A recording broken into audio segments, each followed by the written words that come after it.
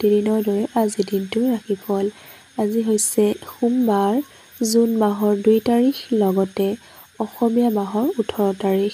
এতিয়া আগবাঢ়ো ৰাশিফলসমূহলৈ। মেঘ ৰাশি।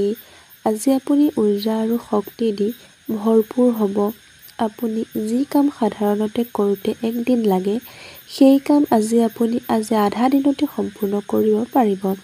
আপোনাৰ অতিৰিক্ত ধনসমূহ সুৰক্ষিত ঠাইত জমা কৰি ৰাখক, যি আহিব লগা সময়ত আপুনি আকৌ ঘূৰাই পাব পাৰে। পৰিয়ালৰ সদস্যসমূহৰ প্ৰয়োজনৰ ওপৰত ধ্যান দিয়ক। সিহঁতৰ সুখ-দুখৰ অংশীদাৰ হওক, যাতে সিহঁতে অনুভৱ কৰে যে আপুনি সঁচাকৈয়ে সিহঁতক নিজৰ জীৱনৰ এক গুৰুত্বপূৰ্ণ অংগ বুলি ভাবে।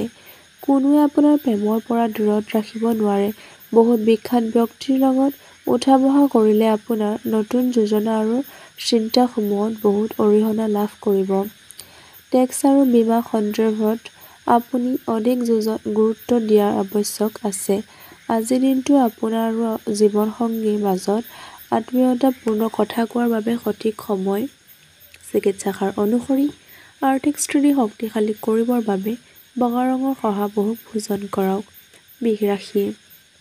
বন্ধু আজি আপোনাক কোনোবা বিশেষ মানুহৰ চিনাকি কৰাই দিব, যিয়ে আপোনাৰ জীৱনত এক গভীৰ প্ৰভাৱ পেলাব। সাধাৰণতে নিজৰ পইচা বেলেগক দি কাৰো ভাল নালাগে, কিন্তু আজি আপুনি কোনোবা অভাৱী লোকক পইচা দি মনত শান্তি প্ৰাপ্তি কৰিব পাৰে।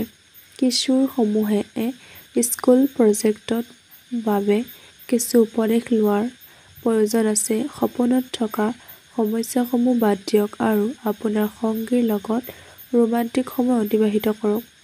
যাত্ৰা কৰিলে আপোনাৰ ব্যৱহাৰিক সম্বন্ধ ভাল হ'ব।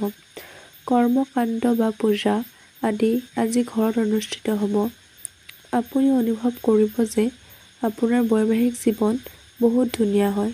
চিকিৎসাসাৰ অনুসৰি পাৰিবাৰিক জীৱনত সফলতা লাভৰ বাবে বগা চন্দনৰ তিলক কপাল, নাভিস্থল লগাওক। মিথুন ৰাশি। নিজৰ ভাৱনাত, বিশেষকৈ খঙত নিয়ন্ত্ৰণ ৰাখক। যিবিলাক লোকে কোনোবা অজ্ঞাত লোকৰ পৰামৰ্শ অনুযায়ী ক'ৰবাত আৰ্থিক বা অন্য কিবা পণ্যত নিৱেশ কৰিছিল, সিহঁতৰ আজি ভাল হোৱাৰ পূৰ্ণ সম্ভাৱনা আছে। জীৱন আৰু কাম-কাজবোৰত অন্যৰ বাবে এক আদৰ্শ হিচাপে থিয় দিয়ক।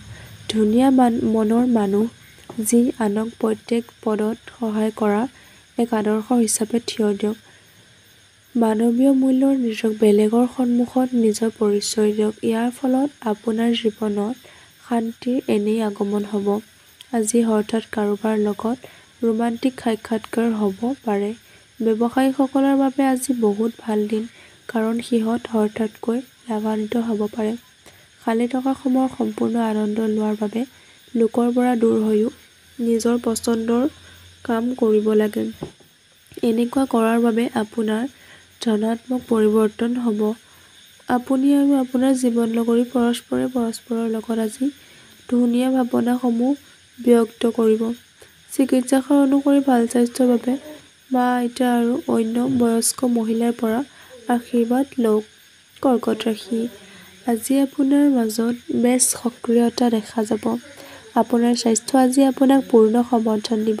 ভৱিষ্যতলৈ যাতে আপোনাৰ আৰ্থিক অৱস্থা আৰু শক্তিশালী হয়, তাৰ বাবে এতিয়াৰ পৰাই ধন জমা কৰা আৰম্ভ কৰা উচিত। বৰিষ্ঠজনৰ স্বাস্থ্য চিন্তাৰ কাৰক হৈ উঠিব পাৰে।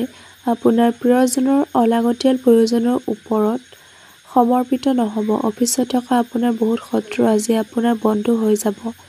অকল আপোনাৰ এক ভাল কামৰ সলনি আজি শহুৰৰ ঘৰৰ পৰা আপুনি বেয়া খবৰ পাব পাৰে, যাৰ বাবে আপুনি দুখী হৈ যাব পাৰে আৰু বহুত সময় এই কথা ভাবোঁতে নষ্ট কৰিব পাৰে।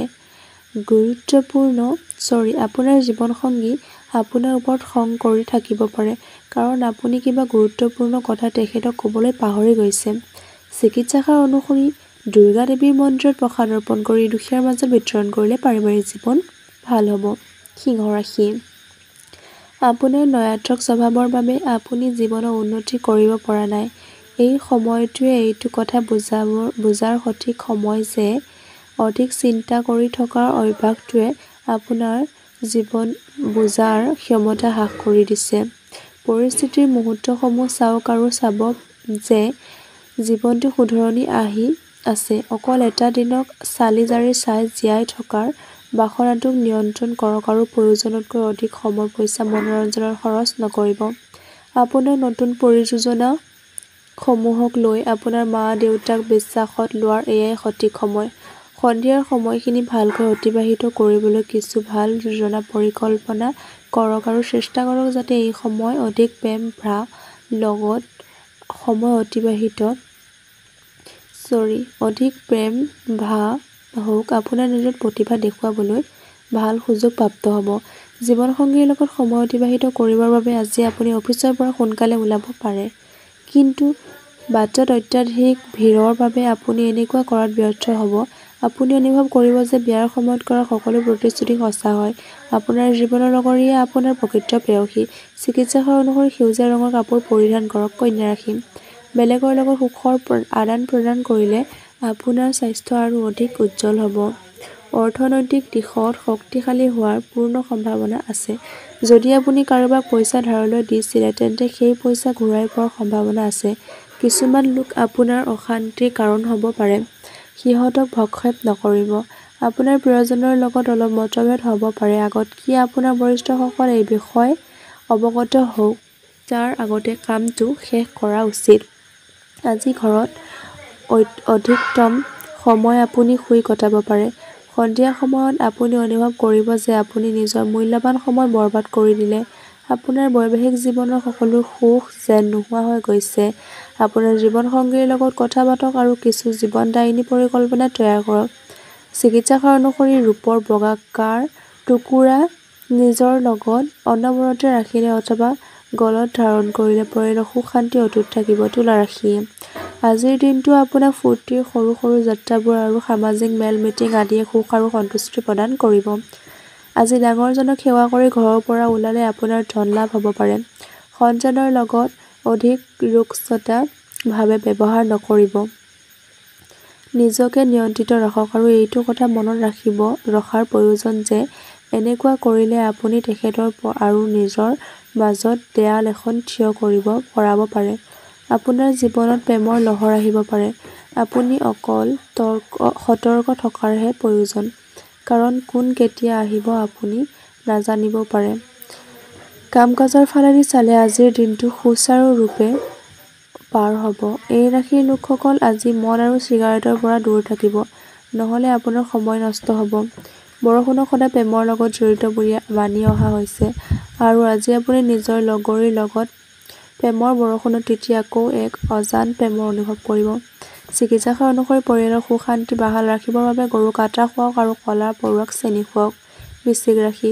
মা-দেউতাক অৱহেলা কৰিলে আপোনাৰ ভৱিষ্যতৰ সম্ভাৱনা শেষ হৈ যাব পাৰে। ভাল সময় বহুত বেছি দিনলৈকে নাথাকে। মানুহৰ কৰ্মধ্বনি তৰংগৰ নিচিনা হয়। লগত মিলিয়েই এক সংগীত তৈয়াৰ কৰে যি নিজৰ মাজত ঘৰ্ষণ কৰি সংগীত সৃষ্টি কৰে। আমি যি ৰুওঁ সেইটোৱে পাওঁ। কোনোবা নিকটৱৰ্তী আত্মীয়ৰ সহায়ত ব্যৱসায়ত উন্নতি হোৱাৰ আকাংক্ষা আছে যাৰ ফলত আপোনাৰ ধন লাভ হ'ব। সামাজিক উৎসৱত সহযোগ কৰাৰ বাবে এইটোৱে আটাইতকৈ ভাল সুযোগ যি আপোনাক প্ৰভাৱশালী ব্যক্তিৰ লগত সম্পৰ্কত আনিব। জীৱন্ত বাস্তৱৰ মুখামুখি হ'বলৈ হ'লে নিজৰ প্ৰিয়জনক কিছু সময়ৰ বাবে আপুনি পাহৰিব লাগিব। দিনত সপোন দেখিলে আপোনাৰ অৱনতি হ'ব পাৰে। আপুনি নিজৰ কামৰ বাবে বেলেগৰ ওপৰত ভৰসা নকৰিব। আজি আপুনি আপোনাৰ জীৱনসংগীক ছাৰপ্ৰাইজ দিব পাৰে। আপোনাৰ সকলো কাম এৰি আজি আপুনি তেখেতৰ লগত সময় অতিবাহিত কৰিব পাৰে। তেখেতৰ জন্মদিন পাহৰি যোৱাৰ বাবে আপোনাৰ আৰু জীৱনসংগীৰ মাজত কাজিয়া হোৱাৰ সম্ভাৱনা আছে। কিন্তু অন্ততঃ সকলো বাক-বিতণ্ডা ভাল হৈ যাব। চিকিৎসকৰ অনুসৰি সেউজীয়া মগু সোৱাদ সদায় ব্যৱহাৰ কৰিলে স্বাস্থ্য ভালে থাকিব। ধনু ৰাশি। আজি আপোনাৰ স্বাস্থ্য ভালে থকাৰ পূৰ্ণ সম্ভাৱনা আছে। আপোনাৰ ভাল স্বাস্থ্যৰ বাবে আজি আপোনাৰ বন্ধুসকলৰ লগত খেলিব যোৱাৰ পৰিকল্পনা বনাব পাৰে। নিজস্ব খৰচৰ ওপৰত নিয়ন্ত্ৰণ ৰখাৰ চেষ্টা কৰক। আৰু অকল প্ৰয়োজনীয় বস্তুসমূহহে ক্ৰয় কৰক। পৰিয়ালৰ লগত সামাজিক গতিবিধিয়ে আপোনাক ধৰি সকলোকে সুখী কৰিব।